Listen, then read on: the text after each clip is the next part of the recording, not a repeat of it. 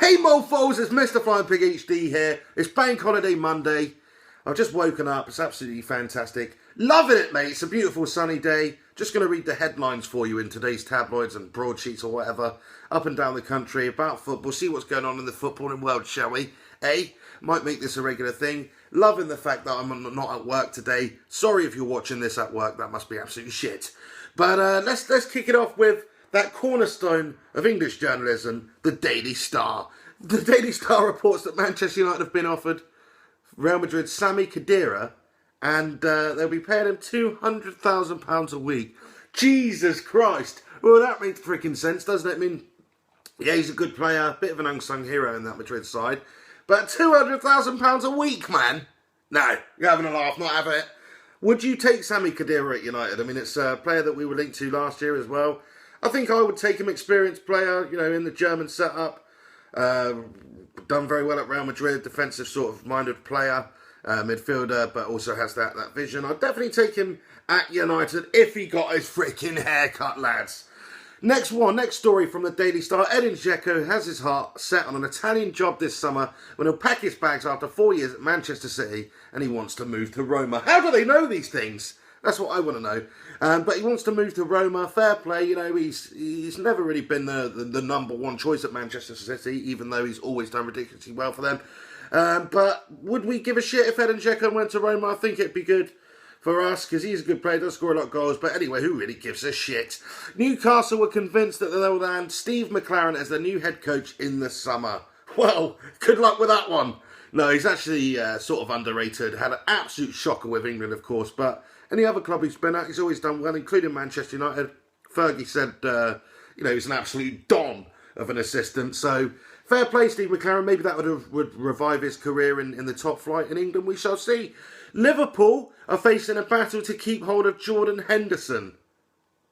Henderson has turned down a new contract understood to be worth £80,000 a week. More talks are planned, but Chelsea are monitoring the situation closely. Basically, Liverpool can't afford to pay their players any more money, and they're going to have a massive struggle keeping hold of them, which is absolutely fantastic. So we'll just laugh about that a bit later on. But Chelsea midfielder Oriol Romeu is set to quit the club in the summer. Never even heard of him, so who really gives a shit about that? Next one, The Sun. Now, The Sun say that Manuel Pellegrini says Manchester City must make a major signing this summer. Well, that's funny. I'm sure you make a couple of major signings. You know, freaking how much money do you spend every freaking window? Of course you will. Even if it's Roque Santa Cruz for £100 million and just sitting on the bench, you'll make a fucking key signing. Chelsea have told Liverpool's Raheem Sterling that if he wants trophies, then a move to Stamford Bridge is the obvious choice. Well, to be fair, it's a better option than freaking Liverpool, that's for sure.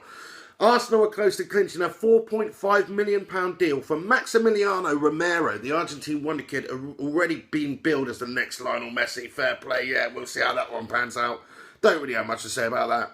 Arsene Wenger sees Alexis Sanchez and Olivier Giroud as Arsenal's most dynamic double act since Henry and Bergkamp. Fair play, you've got to give it to them this season. Olivier Giroud, since coming from the French league, has been an absolute revelation. His finishing's world class, and I just think he really does look like a top quality striker. I'd certainly have him at Manchester United. Plus, he's a handsome bastard and all, isn't he? Alexis Sanchez, come over from Spain, been one of the standout performers this season. So yeah, you can't really fault Arsene Wenger's logic there. Jesus Navas still believes there can be another Easter miracle this year at Manchester City. The champs' defence of the crown looks in real doubt as they slip 9 points behind Chelsea on Saturday. City are not going to win the freaking league. Calm down, Jesus. All right, no, it's Easter, but, you know, Jesus needs to get back in his freaking crypt or wherever it is he's supposed to be kept.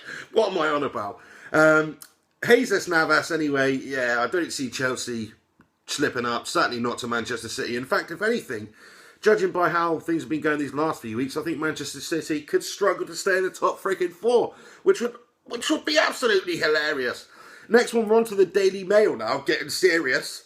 Brendan Rodgers has conceded defeat in his quest for the top four and admitted the slide out of the elite will damage Liverpool in the transfer market.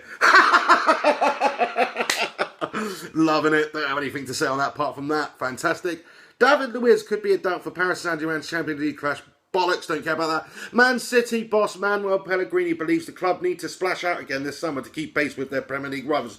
Daily Mail, you just get your stories from the Sun these days? Shocking, we already know what I think about that, of course they will.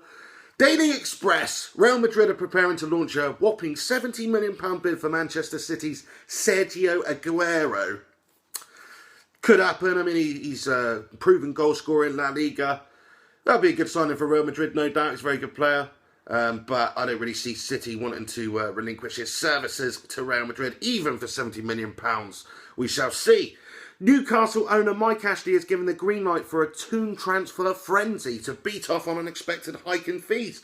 Fair play, that'll be a massive change if Newcastle do actually spend some money. Probably what will happen is they'll lose out Sissoko, maybe Papis Cisse, they'll go to some German club or something for not very much money, and then Newcastle will sign about 11 French players who may or may not be decent. So that's probably what happens at Newcastle this summer, in my opinion. That seems to be their transfer policy.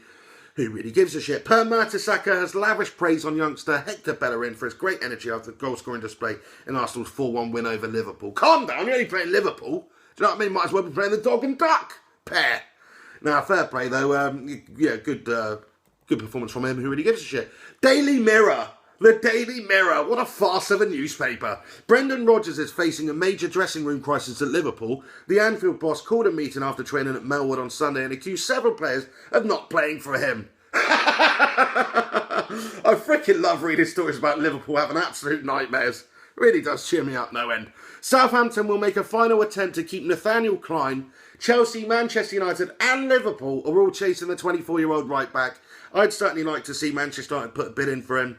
But then saying that, I'd also like to see us sign Seamus Coleman in the summer. So maybe, Nathaniel Clyne, not the player. In fact, that's an interesting talking point. Out of those two players, Nathaniel Clyne and Seamus Coleman, who would you sign? I'd probably just edge it towards Coleman, even though Nathaniel Clyne's younger, perhaps got more development to happen. Could be a top quality player in a few years. Already is an absolute gem of a player, it seems, so far, judging by his play for Southampton this season.